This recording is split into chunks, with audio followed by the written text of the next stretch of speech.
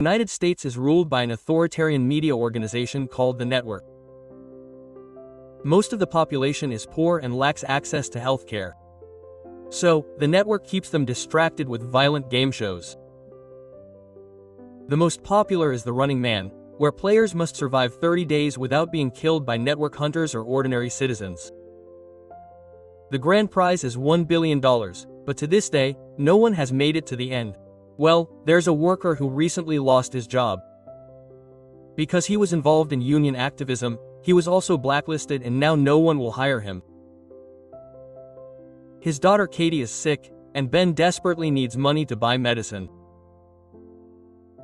At home, Sheila arrives late from work and announces she'll be working another shift at the bar, but Ben doesn't think it's fair that she works so hard surrounded by strangers. He announces he'll bring the money home by participating in a game show. Although Sheila doesn't like it because the players always get seriously injured, Ben swears he'll be fine because he'll be doing one of the commercial shows. After crossing his humble neighborhood, Ben arrives at the fence surrounding the upper-class area. He tells the guards he's there for the network tests, and they let him through. At the station, there's a long line of poor people waiting to be chosen. Suddenly, an old man starts feeling unwell but swears he can play. When he faints, Ben catches him and shouts for help. The guards reprimand him for leaving the line and beat him to send him back. At reception, Ben discovers his file has a warning sign because of his insubordination. He then angrily complains. He receives a wristband and is assigned to Elevator 6, where fellow players Tim and Jenny insist on befriending him. Everyone receives a uniform and undergoes various physical tests, such as climbing and running through the sewers. Ben always helps Tim survive these tests, and during a break, a guard comes to punish him. However, Ben fearlessly blocks his attack. Next, his competitors undergo psychological tests, such as Horshock's word and picture association. Ben always responds with sarcasm and attitude, so the psychologist concludes that he is the angriest player they have ever had. All the people who reach the final round receive colored jumpsuits according to the game show they were chosen for. Ben and Jenny receive red jumpsuits with targets on the back, which means they are joining Running Man. Next, Ben meets the producer Dan and says he wants to do a different game. Dan gives him a $1,000 bonus to try to change his mind and reminds him that the other shows don't earn more than that. On Running Man, he earns money for each day he survives. Since he is on the blacklist, it's the only job he will have. Thinking of his family, Ben decides to sign the contract. Then Ben meets an agent from the Family Alliance. As part of the contract, the network provides security for his family. They will be taken to a safe house and given false names. Ben wants to visit them before the game starts, but is only allowed one last call. He tells Sheila that he is participating in Running Man, but vows that he will win. That night, Ben is forced to stay in a private luxury room. The agent brings an envelope from Sheila containing a family photo and a KF sock as a good luck charm. The next morning, Ben receives a running bracelet that will show his remaining time and how much he has earned so far. The show begins, and the host, Bob, calls Ben to the stage. He starts lying to the crowd, saying that Ben used to work for Defense Network Security but was caught selling top-secret information. There's even fake footage played on screen. Ben tries to deny it, but Bob ignores him because the world believes Running Man is a chance to punish criminals, and they don't know that the players are actually desperate people. Civilians are even paid if they report the players' locations to the network. When Bob asks for his blessing, he insults him in the audience and vows to survive to burn the building down. After all the players are introduced, Bob goes over the rules. They receive $0 upfront and a 12-hour head start. The 5 hunters will leave the following morning. Players are also required to film themselves for at least 10 minutes every day. If they don't leave the tapes in the designated boxes before midnight, they are disqualified from future winnings, but will still be hunted. After Bob shows the mysterious hunters to the audience, the 3 players are placed in different elevators and sent to a dark room. There he finds the camera, some money, and normal clothes. Then, Ben changes and leaves the building. He takes a taxi and the driver recognizes him. Then he asks for a selfie. When Ben says no, the driver gets angry and reminds him to be nice to people or they will report him. Ben simply gets out of the car and starts running. Eventually, he arrives at an abandoned building where he finds his old friend Molly, who manufactures things for the black market. Ben says he wants 2 IDs and a gun, but Molly is angry with him because he put him in danger by going there during the game. After a brief discussion and hearing about Kat, he agrees to help with the IDs. Ben receives a makeover and gains fake IDs with this new look. Molly packs all his belongings into a suitcase to make him look like a businessman and tells him to stay away from the slums because his own people will sell him out for money. It's better to stay in a busy place and disappear into the crowd. Molly also reveals that she planned to hire Ben as her assistant, but it's too late for that now. In the morning, Ben arrives at the train station and sees posters with photos of the 3 players everywhere. He buys a ticket to New York and boards a train just before the bracelet announces that the hunt has begun. A boy tries to talk to him, and Ben immediately threatens him, but the boy only wants to say that his mustache is falling off. In New York, Ben gets a room in a nice hotel. The receptionist notices that his ID photo shows a mustache, but he doesn't. So he says he shaved. In the room, Ben removes the disguise and covers the wall before recording himself dozing off. At night, he leaves the tape in the box. At midnight, the bracelet informs him that he has received the bonus for the first day.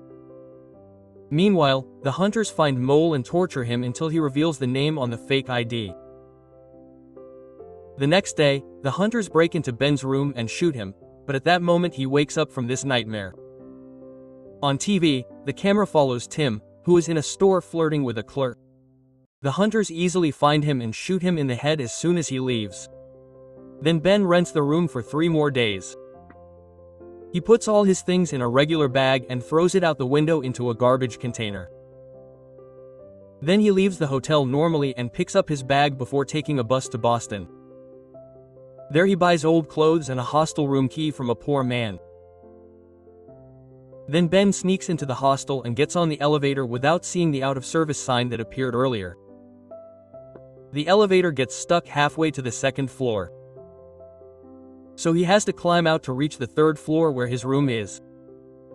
In a box in the closet he finds chewing gum, cigarettes, and a grenade. He records his tape, and his bracelet reminds him to hand it over, but there are many people waiting near the box. Ben prepares to take a shower and heads towards the shared bathroom. While thinking about the box, he suddenly realizes he recognizes the face of one of the men outside. He's one of the hunters who are now climbing the stairs. Luckily, someone opens the bathroom door, and it hides Ben while the hunter reaches the 3rd floor. After the hunter goes to search the rooms, Ben sneaks into the bathroom and checks the window, which, unfortunately, is blocked. He can't leave without the bag. So he rips a metal bar from the wall and breaks the mirror. Then, he glues a shard back onto the bar using chewing gum.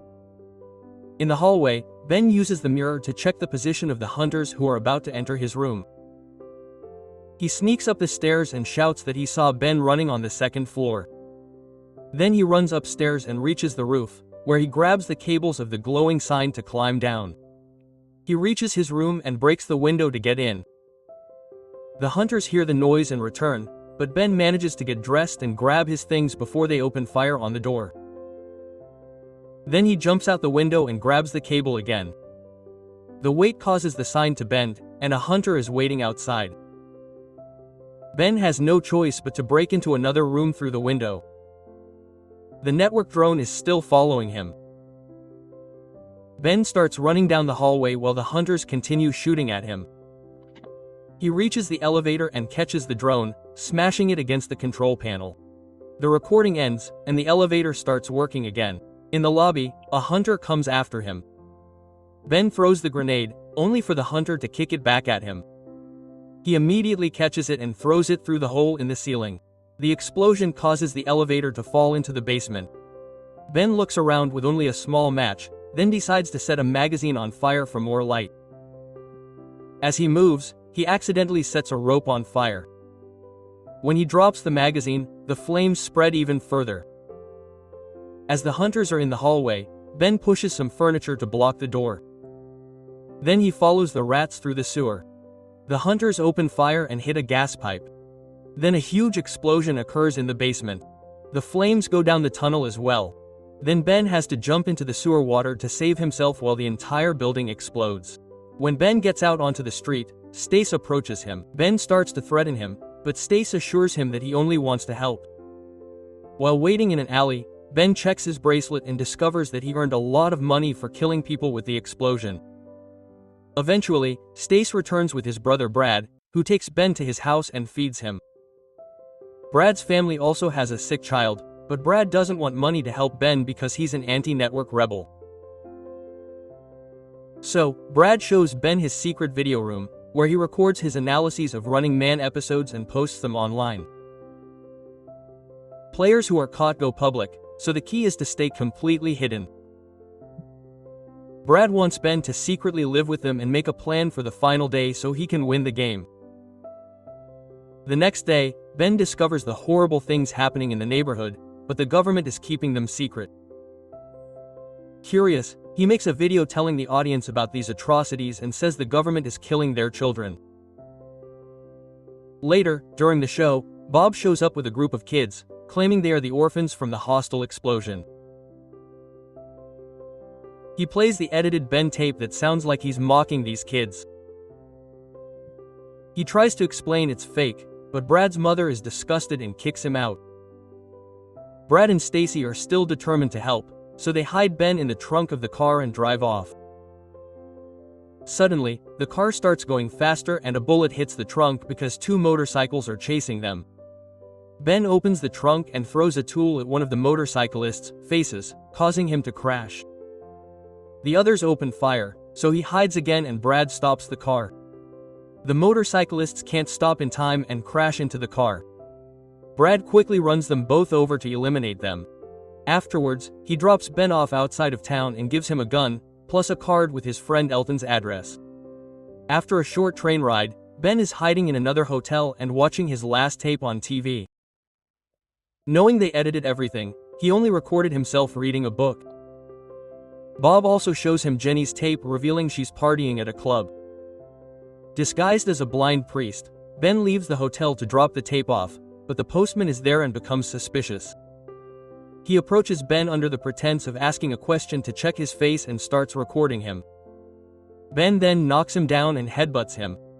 After dropping the tape off, he runs away. A car starts chasing him. Ben then crosses the forest and jumps the fence to follow a passing train. The postman opens fire, but Ben is already jumping from train to escape. In No Maine, he pretends to be a disabled man and joins a group watching the show on the street. Jenny is found in a casino and almost manages to escape in a car. But, unfortunately, two teenagers manage to set her vehicle on fire and kill her. Moments later, Ben finally meets Elton. He lives with his mother, but swears she's not mentally well, so they can ignore her. Elton takes Ben to his secret room, where he prints an anti-network newsletter. His father was a policeman, but was killed by his colleagues when he spoke out against the system. So, since then, Elton has been a rebel. He also explains that lampposts across the country have scanners that can identify DNA strands. Thus, Ben must hide underground. His father built a bunker during the Cold War, so Elton wants him to hide there to win. Then he will print his rebel newsletter with Ben's face on it to trigger a revolution. Ben spends the night in a hidden room and records his tape. In the morning, he tries to deliver it only to be seen by Elton's mother. She recognizes him immediately and tries to sound the community alarm. Elton stops her, however, realizing he could avenge his father, he alerts the police anyway. Soon the house is surrounded and bullets pierce through all the walls. The mother tries to tell the police where they are, but Elton locks her in before activating his traps. When the police burst in, Elton throws water on the electrical wires on the floor, electrocuting some officers. Then he and Ben run up the wall into the secret room, and when the police try to follow, the trap throws chemicals at them and sets them on fire. The stairs have another trap that breaks the wood and throws the police officers away. Then Elton takes Ben to the bathroom and they climb down a pole into the shower. In the next room, Elton reveals a hidden door in the floor and they descend into a tunnel. Unfortunately, a hunter is waiting and stabs Elton before going after Ben. A fight breaks out, and his hand is cut off before he can disarm the enemy. Elton grabs the knife and cuts the hunter's ankle, causing him to fall. At that moment, the hunter receives a call from Dan, who wants to speak with Ben. When asked why they didn't fake the entire show with their technology, Dan explains that they tried, but computer-generated people aren't as entertaining as real ones. He then asks him to kill the hunter so the drone can record it for better ratings. Instead, Ben shoots the drone. Afterward, Elton and Ben break through a door in a vehicle. They reach the forest, and a helicopter follows them. Elton asks Ben to leave it as a distraction and run for cover. Unfortunately, the sniper in the helicopter shoots Elton in the head. Two hunters now surround him, but they can't shoot because they were ordered to capture him alive so he can be executed on live TV. The vehicle is full of explosives, so Ben drives across the bridge and jumps just before the car hits one of the hunters, causing a huge explosion. Ben falls into the river while the bracelet grants a huge bonus for killing a hunter. After sneaking through the countryside, he finally reaches the bunker location only to discover that the government destroyed it to build a new city. He spends the night in an abandoned house and dreams of his family, which inspires him to keep playing. When the police arrive at the house, they find Ben's last tape and a message that reads, "Send yourself in the mail." In the middle of the road, Ben smashes the window of the first passing car and gets in. He threatens Amelia to make her drive as fast as possible while drones and police follow. After dodging many vehicles, she makes a sudden turn and enters the opposite road, which helps them lose their pursuers for a while. During the drive, Amelia calls Ben all sorts of insults. He shows her a picture of his family and tells her the truth about the players and the fake videos. Suddenly, the car's AI is hacked and the vehicle is forced to stop. Two hillbillies try to capture them, but a drone opens fire to kill them and make the truck explode. This means Dan wants to keep Ben alive for more speeches. A fake video on TV shows Amelia screaming for help. Then she finally understands Ben's story. The pair continue driving and encounter many people supporting them on the road. Eventually, they find their path blocked by the hunter's leader. As several drones are recording, Ben pretends he has explosives he will use to kill all the civilians on TV. He asks for a plane and 2 parachutes, and the hunter is ordered to accept the deal. Ben tells Amelia she can leave now, but she refuses because she saw the truth and wants to help. Minutes later, at the airport, Ben asks the hunter's leader to take off his mask, and he tries to say no, but Dan orders him to do it, and the camera records Evan's face. Ben manages to realize that the pilots are also hunters and demands they take him to Canada or he will blow up the plane. During the flight, Evan becomes impatient, and Ben insults him. Then, an argument begins. When they are about to become violent, Amelia acts terrified, trying to stop them with the bomb. Suddenly, Dan appears on a screen and explains that his team scanned the plane. So, they know there are no explosives. Evan prepares to shoot Ben, but the pilots point their guns at him, and Dan reprimands him, as he wants to have that death on the show. Afterwards, Dan has a private conversation with Ben to offer a deal. If he kills Evan and the pilots, Ben can become the new hunter and receive millions every year. He says no.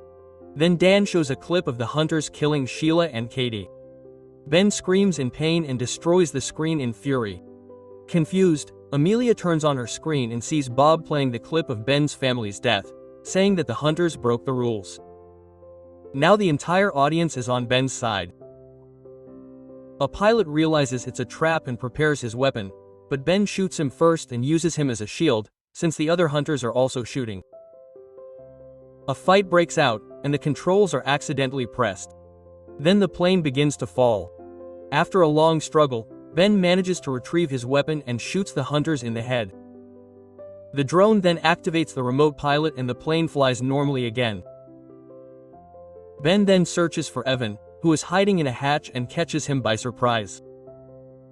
Another fight ensues, and he manages to smash Evan's head against the mirror.